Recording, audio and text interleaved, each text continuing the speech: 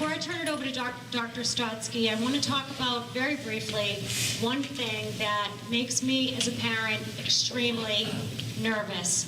And that is, as Jamie talked about, the data collection. Because of recent changes to FERPA, which Jamie also mentioned, the Family Educational Rights and Privacy Act, virtually anyone who can get access to your children's data without parental consent. The Department of Education also redefined without congressional approval a, quote, authorized representative to expand privacy exemptions that had previously protected student privacy under FERPA. These reinterpretations remove affirmative legal duties for state and local educational facilities to protect private student data. Before 2012, the language in FERPA was that only individuals under the direct control of the U.S. Education Secretary or state education representatives could access data without consent. Now, an authorized rep can be anyone, such as another government agency, a foundation, a nonprofit, an individual, a for-profit, a research group, etc. In short, pretty much anyone.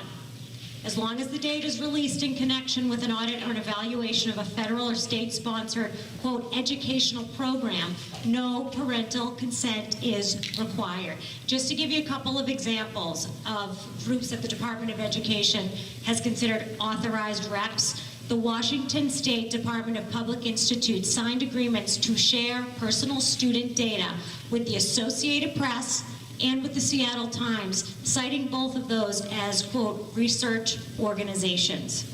Now, here are some of the personally identifiable data that they can share.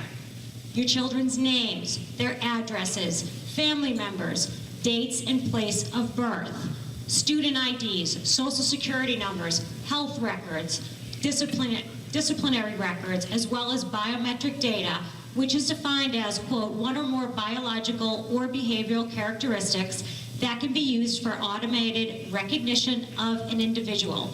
Examples include fingerprints, retina and iris patterns, voice prints, facial characteristics, and handwriting. Now, before you say, oh, she's just getting a little off the topic here, she's getting crazy, there are schools that are currently using children's thumbprints to pay for lunch. So this is coming down the pike, and it is something that we have to be concerned about.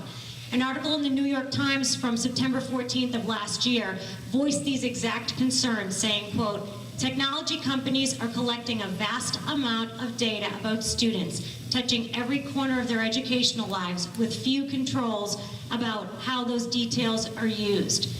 We all work so hard to protect our kids, yet schools are potentially one of the places where they may be becoming the most vulnerable. Now, our next speaker, we'll get right to her, is Dr.